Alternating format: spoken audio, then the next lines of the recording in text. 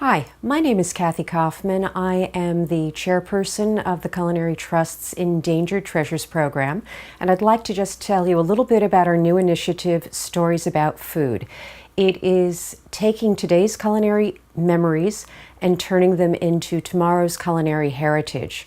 We're using a special storytelling methodology that has been developed by the Narrative Group, and a couple of weeks ago we spent 2 days in Bed-Stuy dealing with a remarkable group of people, both teenagers and more senior adults, having them tell us stories about their special memories of childhood foods. You'll get to see these, and if you think they're as wonderful as we do, we hope that you'll go back to your local IACP chapters and also collect these stories so we can create an archive of stories about food.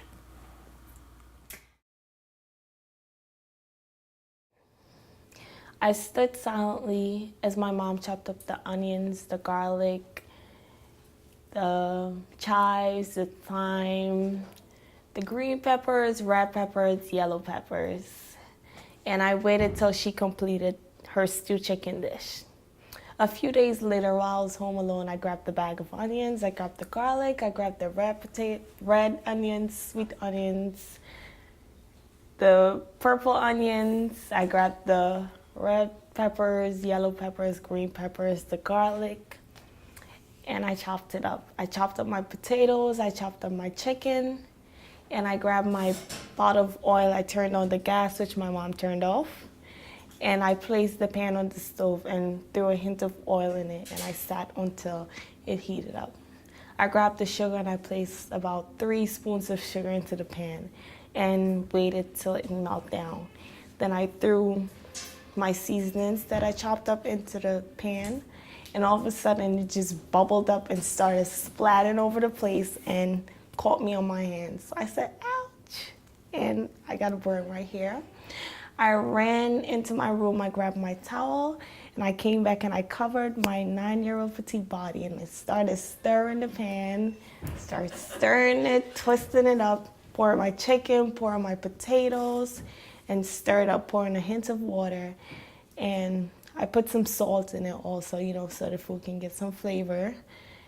And I waited till it was finished. While it was done, I grabbed my plate.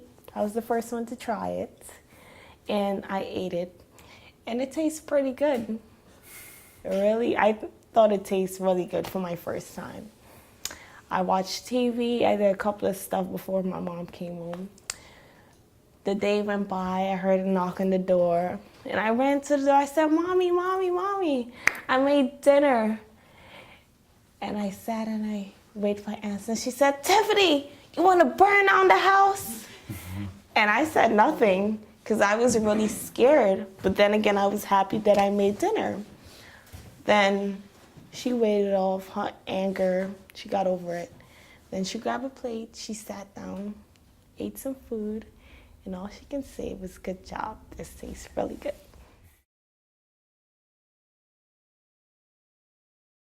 I got 2 stories. I'm going to tell you one first. I skipped from school and play hooky, and my mother catch up on me and put me in a woman dress. Put me outside, lock the door, everybody come. Albert in a woman dress, Albert in a woman dress. That was the worst punish I ever get. Bet you I don't miss school never again. Well, that's one of the stories. The next story, since I get punished, I had to stay home and cook the meal, the dinner. We don't got no kitchen inside. Kitchens is outside. You get your water from the well, you wash your dishes outside, you put them to drain. You see, everything is outside.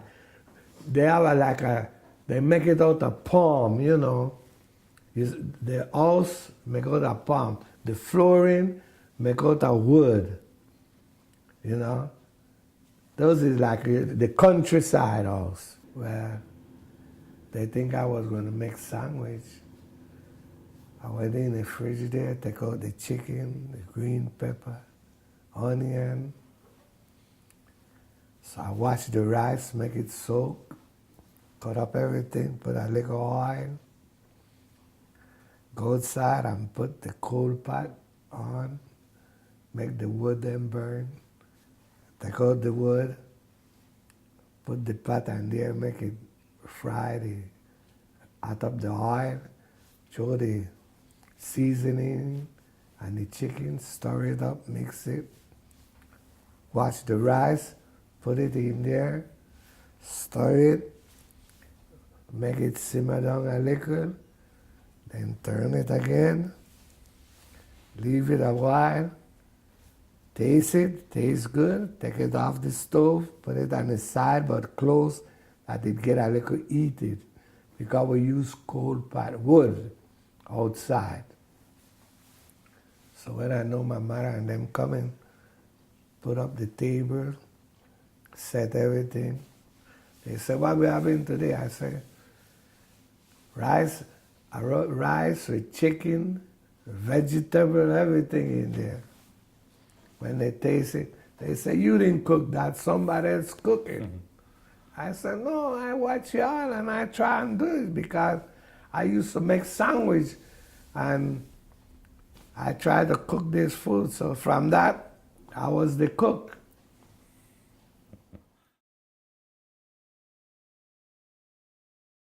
I grew up on a farm in Louisville, Georgia. My parents was farmers. We raised corn, peas, butter beans, potatoes, tomatoes. We also raised livestock. My father utilized all of the livestock. Whenever he killed a cow, he would take the leather from the cow and make chair seats. By doing that, he would take and hang the skin of the cow up and put some type of ointment or something on it, and it would dry and all the hair would fall off of it and become cowhide. And he would replace the chair cushion that was worn out with that. He also was a carpenter. He would make churns for us so that each kid had their own churn, and we would churn peanut butter and churn milk to make butter with.